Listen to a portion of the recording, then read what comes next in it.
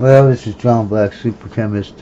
Wave particle duality. Like everything in the world can be described as a wave because everything is attached to something that is orbiting, spinning, or, you know what I mean, doing some type of periodic behavior, right?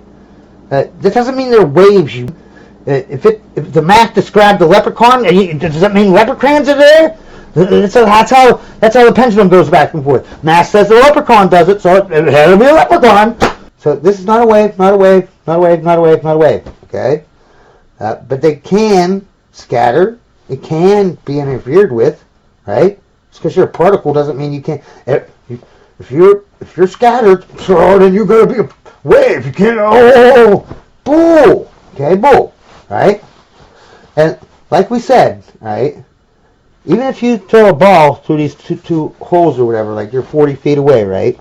And I give you a bunch of balls. All these balls are going to get scattered. All of them. You're going to have an interference pattern, right? They're not going to be like this way, you know, or just bunched up into two bunches that correlate, you know, to the two slits. No, that's not going to happen, okay?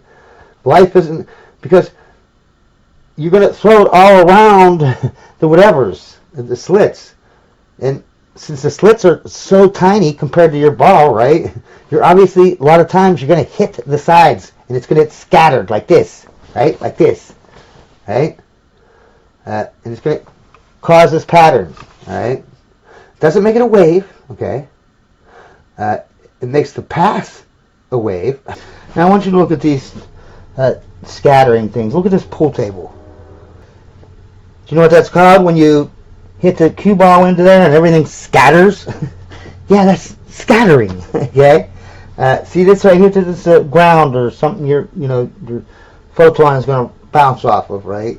So if you have a photon coming in, it's not going to do the, it's supposed to reflect off where these two angles would be the same, right? The angle coming down and the angle going back up, they should be equal. But when your surface isn't flat, perfectly flat, you got all these grooves and holes and stuff, you might not be able to see that because, this is on a tiny scale, right? But to the photon or the electron, these are big gutters, right? Big giant holes. And look what happens. It comes down instead of going up. Some of them are going that way, some are going that way. They're scattered. Yeah, they're scattered. Okay?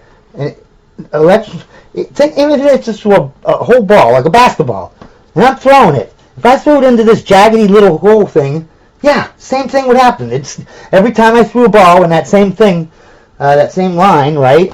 One time it'd scatter this way, this way, it'd be scattered all over the place. Now look at this ball here. It's attached to something, so it's not moving, right? We don't see what it's attached to, but it is.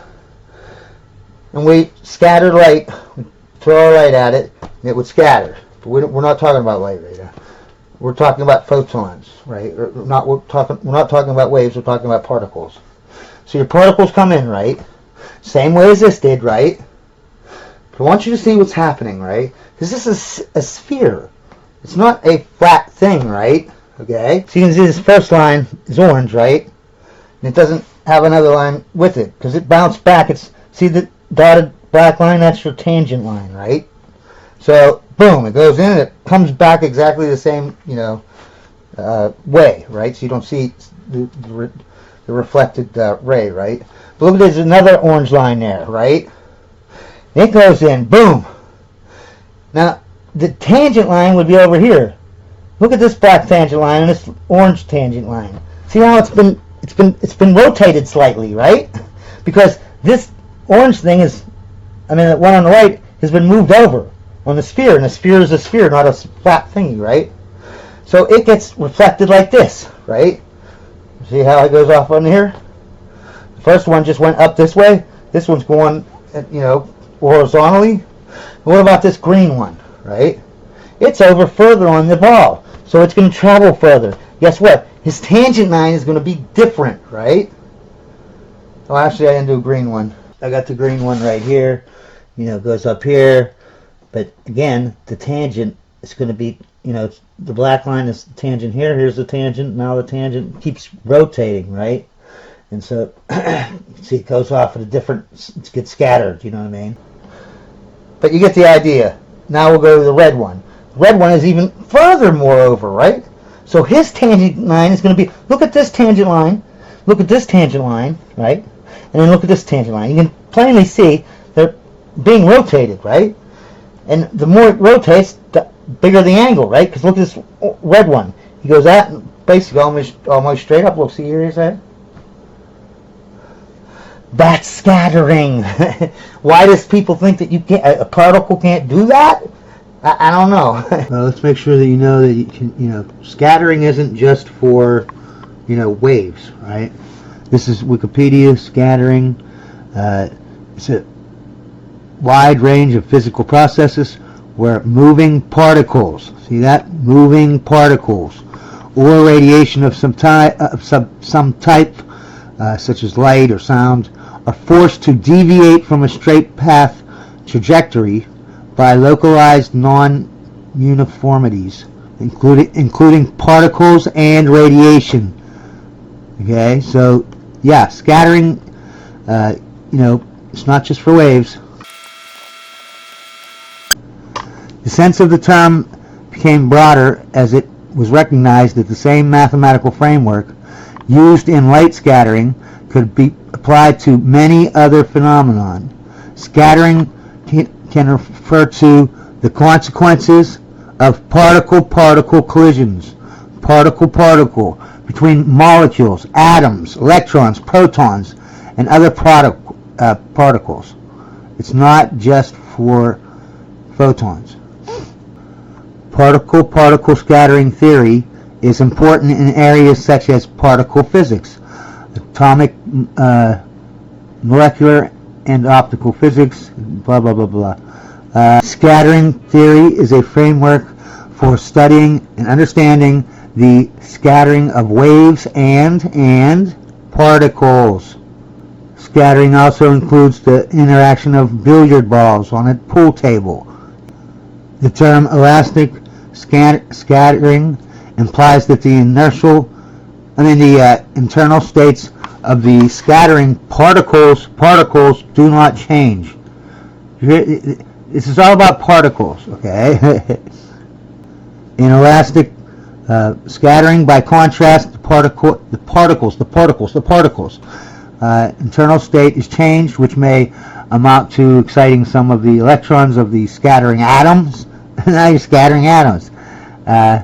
Or the complete annihilation of a scattering particle, and the creation of an entirely new particle. So I want you to look at this. This is what they're saying. If you have a water wave coming in here, and there's two slits, right? We all know then the wave will break up into two waves, one coming out of each slit, and then they will interfere, and they will, have constructive interference where it's red and the crest line up, and then you have in between that are kind of dark spots. We all know the picture, right? Hey, I don't understand why this is kind of crazy, man. I want you to look up here, right? It's the same thing as down here, basically, except I only have one slit, right? This is the wave coming in, right? I didn't do curves because we'll just do part of the wave. This is a bigger wave, you know what I mean? So this is coming in, right? Here's your one slit, right?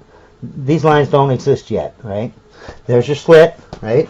These lines are coming over this way, and they're going to bang into this wall here, except for that slit, right? All this other stuff, this stuff here is going to disappear, right? Where my finger just went through, and that's where these come from, right? But the rest of this is going to just bang off of that wall there, right? Okay? And then what happens? This doesn't happen though, right? It doesn't just have these little waves keep going, right? No, this happens, right? You go in there and you start having these circle go out, right? That's what you end up getting, right? Why? And they make up all these stories and blah, blah, blah. This is ridiculous, man. These are grown.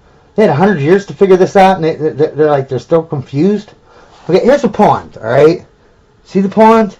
I threw a rock in it. See that black thing in the middle, right? And what happens? We all know. We get the little circles, right? Here's the waves, right? But what's going over here? What's happening here? It's the same freaking thing. This is what gets on my nerves. They show these graphs like this, that are so obvious a child could see, and then they start going into this calculus crap. Right? Now, here's your freaking stone, right? This is your freaking pond. Just orient this away. Take this here so it looks here. Now it's going to come down this wavefront, right? It's going to hit this wall with a slit in it, right? Everything's going to go through here except for, you know, like right here, see? These two sides are going to smash into the wall. You know what I mean? This middle side that I just took out, right? That's here. It's going to go into the hole, right? But what's the deal here? Why do they keep saying that you you know, you make these concentric circles and it's going, how does it go around? How does it go around? Yeah, it doesn't go around. I don't even know I don't even know how they get that. But anyways, let's say this is a pond, right?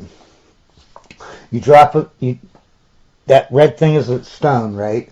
So I threw the stone into the pond, right? And then you get these concentric circles that start all the way around the, you know, the rock. And they spread out. They, you know, we all know how a wave works, right? When you throw, you know, a rock in a pond. That's all you're doing here. You know, that's all you're doing right here, okay? Because now, when this comes down, this is basically the stone, right? And this hole here, that's a hole that leads to a pond, okay?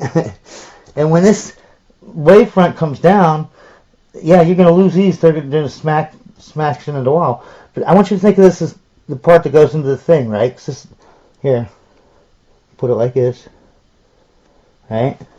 This whole wave is coming down, right? And then just this is going to go through the hole, though, right? Pretend it's a ball, okay? Now, if you threw a ball, think about, you know, think of this as a cup of water, you know what I mean? Like a big pond, right? And I have a ball in my hand right now, right? And here, this key. And I'm going to drop it, right? It's going to drop right through that hole. See that? Just like dropping a rock over here, right? What happens over here? There's nothing going around, and hey, how does it get around? What happens when you throw you know, a stone or anything into a lake?